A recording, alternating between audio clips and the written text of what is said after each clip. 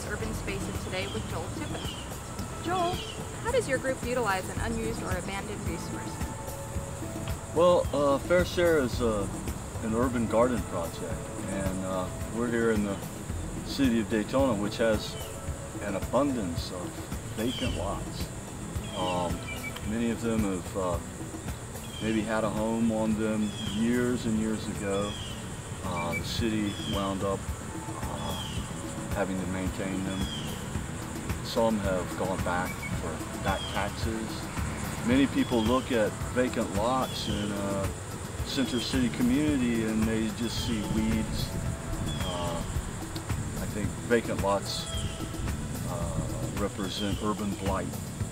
But we don't see weeds, we see farm, we see gardens. So the purpose of Fair Share is to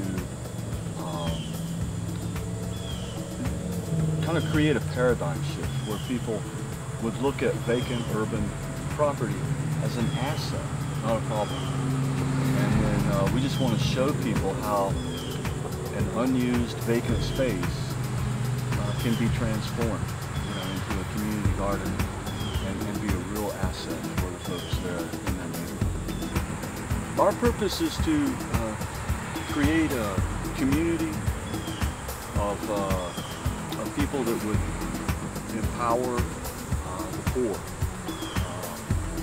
We are a garden project, but our main purpose is alleviating poverty.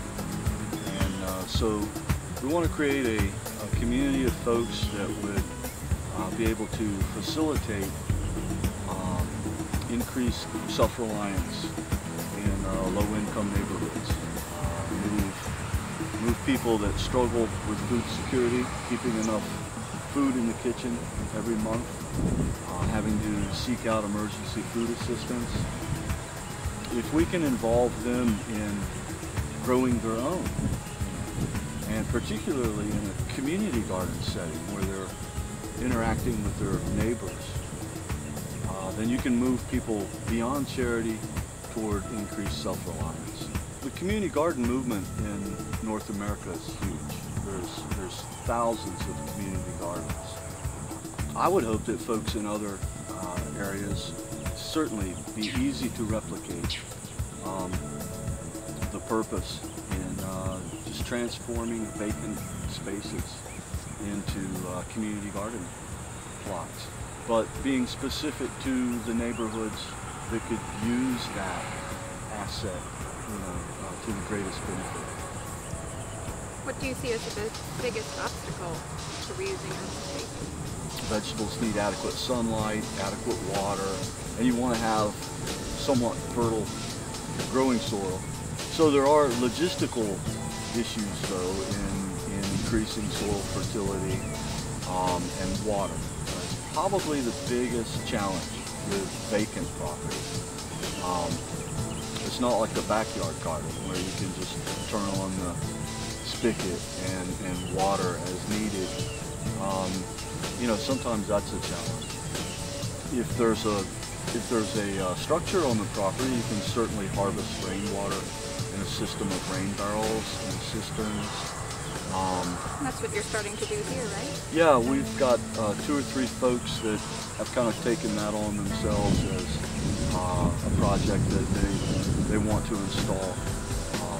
We've got a good source of rainwater off the roof of the Lions Club, and have been soliciting donated barrels and acquiring the rain barrels and recycling rain gutters. A lot of cities in urban community garden projects worked out a partnership with the municipality and the fire hydrant system, where the city can put a meter on the fire hydrant that you can use to fill your rainwater and supplement your rainwater, or fill a cistern, to use for irrigating the garden.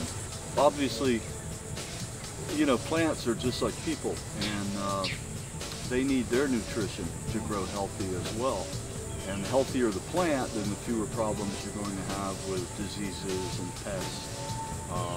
They prey on the weak. And So soil fertility is a big, just a big gardening issue. But what's unique in an urban environment is what's in that soil. You know, what was here before?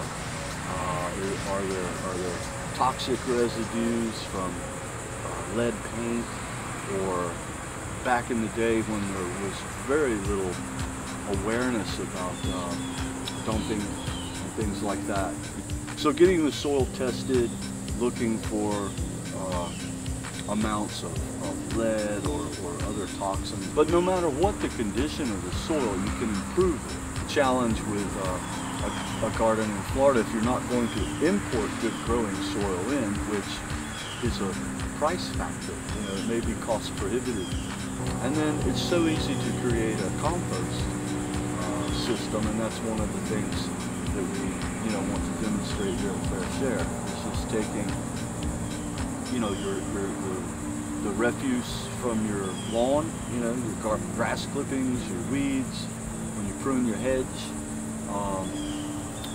The big thing here in Daytona is we have an abundance of oak trees of all sorts, and so certain times of the year, it's so easy to drive a pickup truck around the neighborhood and just collect bagged leaves that people have set out on the curb. We bring them to the compost bins, and the volunteers collect their food scraps from the kitchen.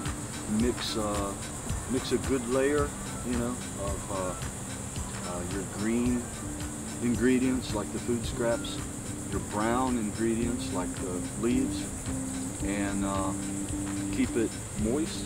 It'll begin to cook, everything decomposes, and it makes the best organic fertilizer for the soil.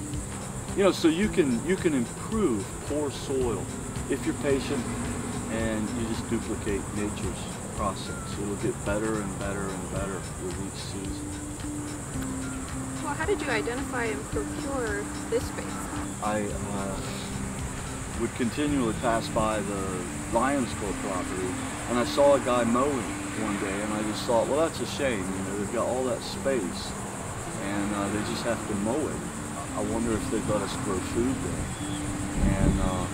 And of course, they were very excited about the idea. They loved it, and they've been the best landlords. You know, like I said, they let us use the place for free. They're very supportive of the program, and so this was a space that just wasn't being utilized. You know, it's an asset just sitting there waiting for someone to utilize. And most center city communities are filled with treasures, you know, just valuable vacant property that with a little paradigm shift, people recognize as a community asset, not a liability. What was a proud moment for you in the garden?